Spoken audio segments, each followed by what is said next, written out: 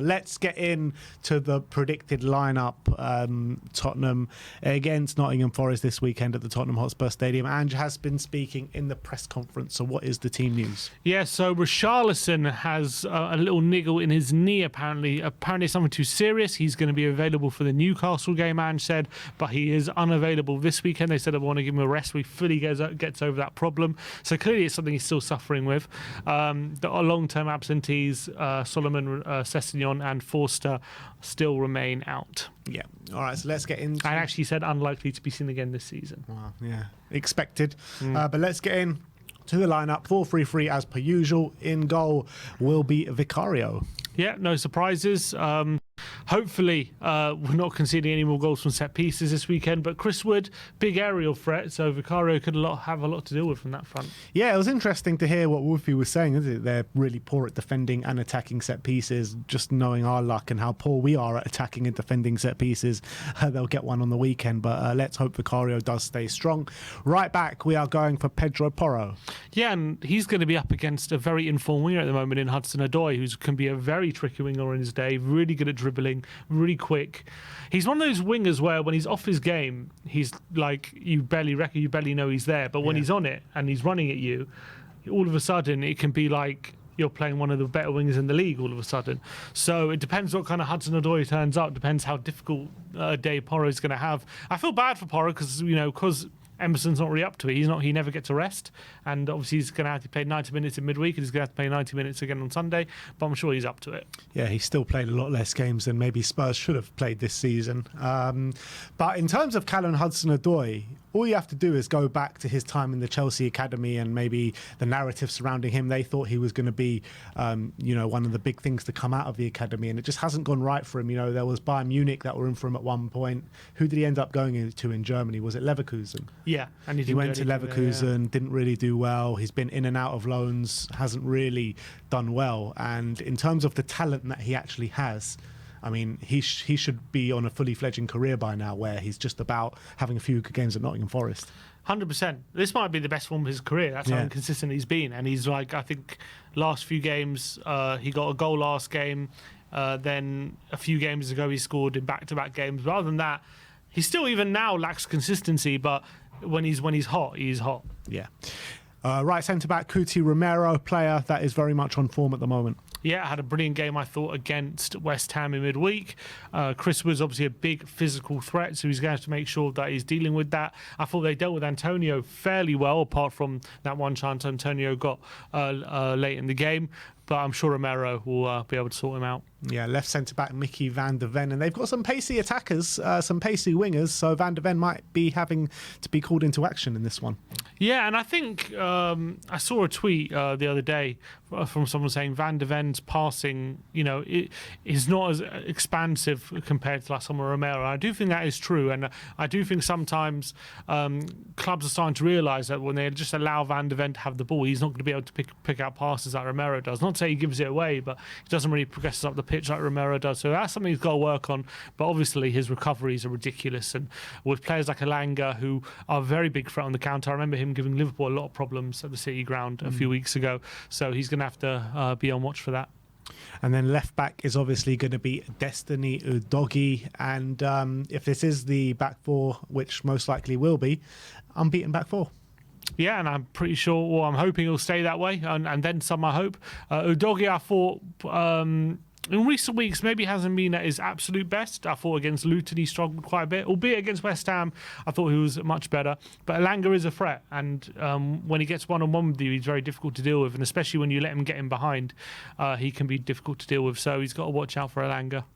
Yep, so that's the standard back four. In the number 6 position, we're going to go for Yves Bissouma, who I thought put in his best display probably since those first 10 games of the season up against West Ham last week. Yeah, and it's going to be a difficult game, this one as well, because Forest have some very physical central midfielders. Yates is very combative. When you've got they've got Dominguez as well, who's quite good technically. Could potentially play Danilo in there as well, who's a good ball carrier. So he's going to have to be at his confident best just to physically dominate this Forest team. And I think if he can play as he did on Tuesday, that'll be a long way to us maintaining control here. Number 8, we're going to look at SARR to return to the starting lineup in the expense of Rodrigo Bentancur. Yeah, and I think that is probably the right move. Obviously, Bentancur had a 70 minutes on Tuesday. I thought he played fairly well for the majority, albeit there were some moments where he could have cost us. I do think SARR at the moment is the player more in form. I thought he had a decent cameo when he came on, and he's going to be an important player here. Yeah, and alongside them, we're going to have James Maddison, who I'd like to really see strut his stuff this game and have a top performance, because we haven't seen that in a while. Yeah, and I think there have been people calling for Lo Celso to come into this game after Maddison got hauled off after 65 or 70 minutes on in midweek against West Ham.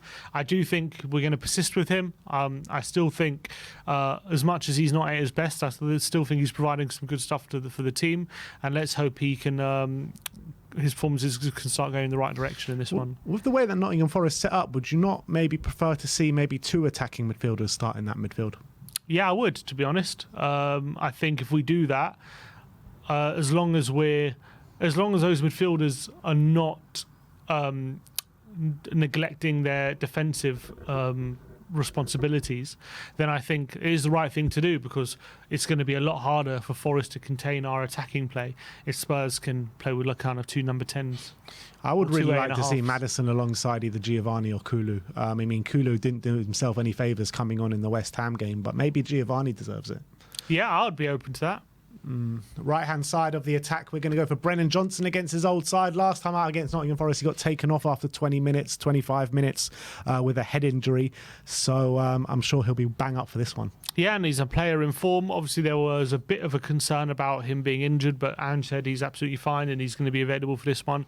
And with the form he's in, and considering last game he started and scored within 5 minutes, obviously he has to start. And I was going to say he probably knows some of these Forest players well, but I'm not sure if he does. The team has changed so much. So, yeah, it's going to be very important that he's stretching the play and he keeps playing like he has been recently, because he's been a breath of fresh air in recent weeks.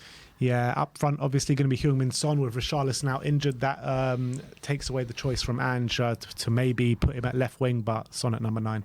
Yeah, and there's been a lot of criticism for Son after the weekend, after the midweek. A lot of people calling for him to not play number 9 anymore. So people saying he can't play that position. I look at it very differently. I think he can do it. I think there are some games like against West Ham where it is a bit more of a struggle and doesn't really suit his game. But I think he's such a quality player.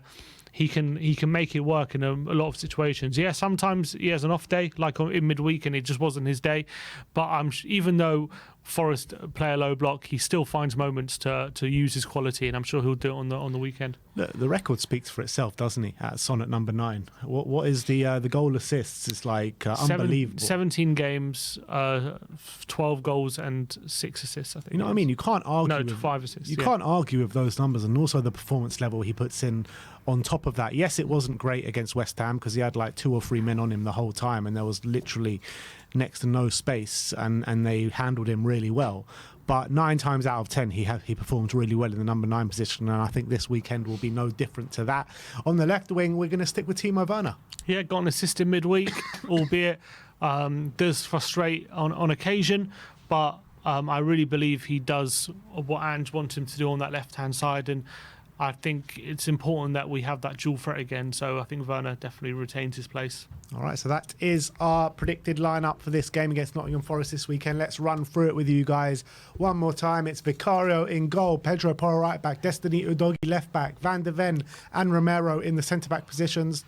A midfield 3 of Yves Bissouma, SARR and James Maddison, with Johnson, Werner and Son in the attacking lineup. So the same lineup as against West Ham, bar SARR for Rodrigo Bentancur. What is your score prediction? Yeah, I said 3-1. I do think it's going to be a difficult game. I do think Forest are going to come with a game plan to frustrate us and try and hit us in the spaces that we do inevitably leave, especially in the wide areas where that's where they're very strong in Hudson-Odoi and Elanga. So we've got to make sure that we've got those situations under control. But if we do that, and if we can be a bit more proactive in our attacking play, not just pass it around the penalty area and look for the perfect moment like we did on Tuesday, but actually take more shots on goal, take more efforts. I do think we'll win the game, and I do think our quality will shine through.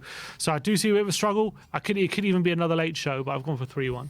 Yeah, I've gone for 2-0 to Spurs. I feel like we have dealt with teams a lot better defensively of recent times at home. And you look at the Luton game, you look at the Crystal Palace game. Yes, we conceded in both those games, but we didn't give up many chances at all. Crystal Palace scored from a free kick with their only real chance of the game, and Luton scored in the first couple of minutes with their only, well, they did have a couple of chances, but their only real proper chance of the game. They scored in the first few minutes. So I think we can keep out Nottingham Forest this weekend with the likes of Van de Ven back in the team, and he's going to provide a real good kind of answer to the threats that they have on the counter-attack with the likes of Elanga and Hudson-Odoi. Even Hudson-Odoi's on the other side.